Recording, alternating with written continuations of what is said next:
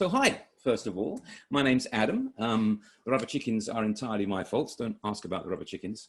And I wrote this book. Please buy the book, Feed My Poor Starving Family. And I'm co-initiator of the Global Service Jam.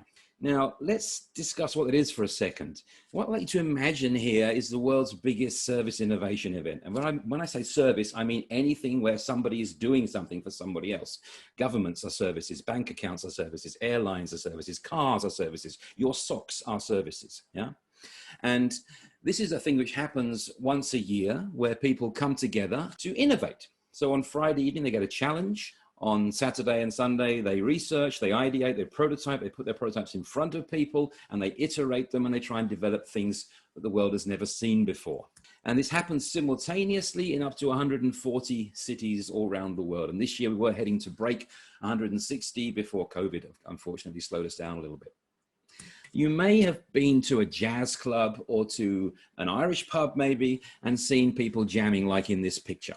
And if you think about what happens there, it's pretty simple.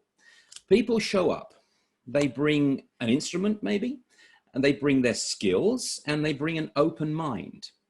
They don't bring a set idea of what they're going to play because somebody starts up a theme and somebody else takes that theme and turns it around and sends it back. And together they make a thing which none of them could have made before. And that's what you do at a jam. So what we have there is a physical space, a shared theme. They're all going to play jazz at the jazz club, or they're all going to play Irish music, maybe a bit of country at the Irish bar, yeah?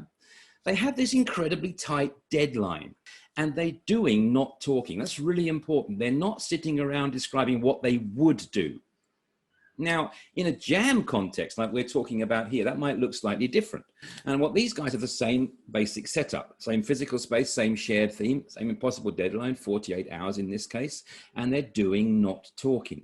Now, this of course is a physical room, but it looks very similar if you go online. We lose the physical space and we replace that with a digital space. There are colleagues here from a jam in Chile, and they are having a shared theme. They're working just like you guys are going to be, and they're doing that in a motto of doing, not talking. Those people at the Irish bar are not there to record an album. Yeah? You don't go to a jam to record an album. You go to a jam to become a better musician. You go to a jam to meet new collaborators, to learn new ways to play a certain chord, to see if you can keep up, to get inspired. And that's just the same thing that happens at one of our jams. So yes, some of the things that come out of the jam may one day become real, just like some of the riffs, some of the grooves that come out of an Irish pub jam may one day go onto an album, but most of them won't, and that's okay. That's okay. We didn't come here to make an album. So we talk about the outputs and the outcomes. The outputs are the projects you're going to work on. I hope they're great, but realistically, I'm sorry if I hurt your feelings here, at the end of the weekend, most of those will die. Yeah, but that doesn't matter because you come out of it different. You come out of it empowered, connected with new options, with new skills, and that can make you a more powerful innovator moving forward. In normal business, when we normally work, what we do when we have an idea is we describe it to people, we talk it out and we figure it out. And when we think it's going to work, then we build it. Now, a jam is the opposite way around. If we have an idea in a jam, we build it, we simulate it straight. Let's make it happen. Let's play it through physically or digitally or whatever. Yeah, we build a quick and dirty version of it to figure it out. So we build it to understand it. So what to expect at the jam? First of all, it's gonna feel rushed. Rushed is okay. It's a jam, it's a timeout, it's an experiment, it's a quick iteration. You won't have time to make things look pretty, and that may drive some of you nuts. Everything we make here we'll probably throw away, or at least it's just a stage towards making something else. It doesn't need to be pretty. So shitty first drafts, that's a technical term, by the way. You can check Hemingway on that one. Shitty first drafts are absolutely okay. You won't have time to make good decisions, and this will hurt you the most. But that's okay because we're going in loops here. We're learning in loops. We're trying to learn. We try, we learn. We try, we learn. We try, we learn. We're iterating our way forward. So snap decisions this time are okay. Because essentially at a jam, it doesn't matter what you build. Because whatever you build, you will discover something. I guarantee you that. You will discover something around the challenges of education, something about yourself as a participant, or something about skills and collaboration forms you can use. You don't need good ideas, you need cheap experiments.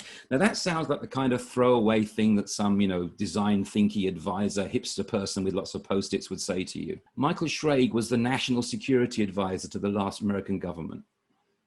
It's the ultimate cheap experiment. I want to leave you with this idea, some jam mindsets. The first one is that before we have answers, we should have questions. Remember the airport toilet? Remember how quickly we had answers to that? The second one is that curiosity beats certainty. If you think you're right at some point, try and change that into a mindset of being curious, of what don't I know yet. Showing will always beat telling.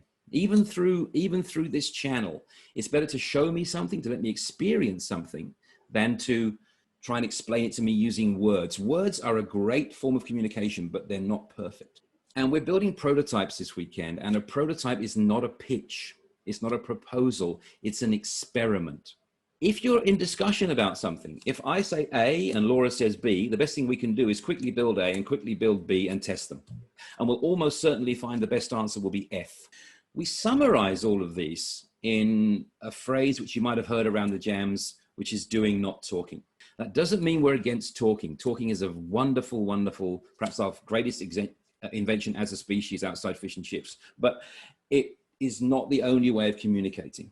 And the golden rule of all this, we can see from these guys again in Chile, this is after 48 hours of this jamming online. Have fun. A jam is supposed to be fun. And that's not just because it's more fun. It actually works better if you're enjoying yourself. Take the problems seriously. Take education seriously, but don't take yourself too seriously. Thanks for listening to me. Thanks for having me.